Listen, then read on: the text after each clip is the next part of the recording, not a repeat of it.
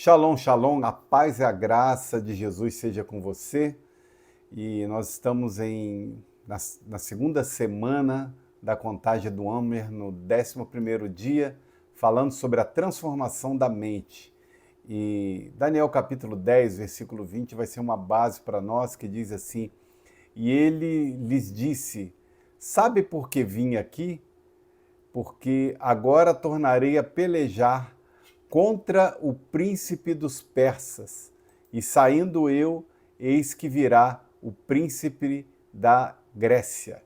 O reino espiritual, ele governa esse mundo e controla esse mundo, então nós precisamos estar atento às questões espirituais. Efésios capítulo 1, versículo 3, o Senhor fala dentro da sua palavra que ele nos abençoa com bênçãos espirituais nas regiões celestiais.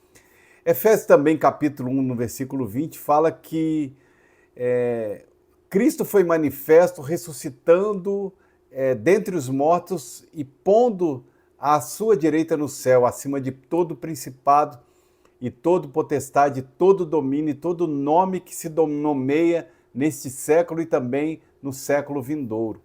A palavra também nos fala no capítulo posterior que ele nos vivifica, ressuscitando juntamente com ele e nos fazendo assentar nos lugares celestiais em Cristo. Então nós falamos aqui várias passagens, né, que mostram que esse lugar, o Senhor nos posiciona nesse lugar e nós devemos estar realmente posicionados ali para que as coisas aqui da terra, elas sofram uma interferência espiritual e as coisas se movam aqui. Se nós observarmos a oração do Pai Nosso, nós vamos ver, assim como é feito no céu, será feito aqui na terra, será executado na terra. E quando nós estamos falando de mentalidade, nós não estamos falando apenas de um conhecimento humano. Nós estamos falando de uma influência de um principado. Nós estamos falando hoje da mentalidade grega e ela é basicamente o quê? Uma sujeição e uma propagação do principado da Grécia. E nós precisamos entender que esse principado da Grécia, ele é um sistema, ele é uma estrutura, né? Se nós observarmos Apocalipse capítulo 17, nós vamos ver que a Babilônia, ela é uma regência de vários principados. Daniel estava na Babilônia, havia um tempo de cativeiro que estava para ser findado, o principado da Pérsia foi contra essa libertação para que fosse o quê? Aprisionado ainda dentro do sistema babilônico. Então, o sistema babilônico é um sistema que rege, é aquele que é chamado como a grande prostituta no capítulo 17 de Apocalipse. A Babilônia também rege tanto a Pérsia como a Grécia. Então, esses principados que nós estamos abordando hoje aqui, né, nós vamos falar especificamente, né, do principado da Grécia, né, ele é feito para que a humanidade seja presa a um estilo de vida que vai trazer uma prostituição contra Deus. Então, nós precisamos entender as características desse principado e nós vamos falar brevemente sobre isso. Em primeiro lugar, a questão do antropocentrismo, né, que é o homem no centro e não o teocentrismo, que é Deus no centro. É a adoração ao próprio homem, né? Eles diziam que eles tinham poder em si mesmos, né, e de ser os seus próprios deuses, serem eles os deuses.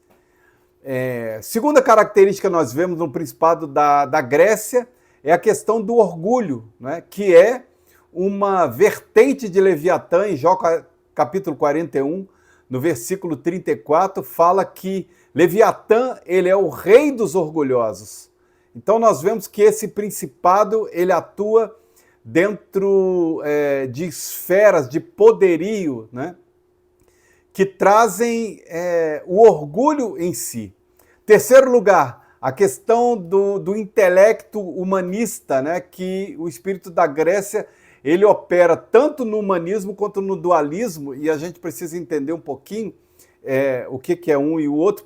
Eles são diferentes, mas esse principado da Grécia, ele opera das duas formas. Se nós observarmos o humanismo, né, ele valoriza a razão, valoriza a ciência como uma forma de compreensão do mundo, uma cosmovisão que se tem do mundo. Já o dualismo, ele valoriza a fé e a espiritualidade, porém, ele tem, pelo próprio nome, nós vemos, ele tem o quê? Ele tem a questão do dualismo para o Principado da Grécia, para a atuação espiritual, distinguir ambientes. É como se você pudesse ser alguém espiritual e valorizasse a fé apenas dentro da sua igreja, por exemplo.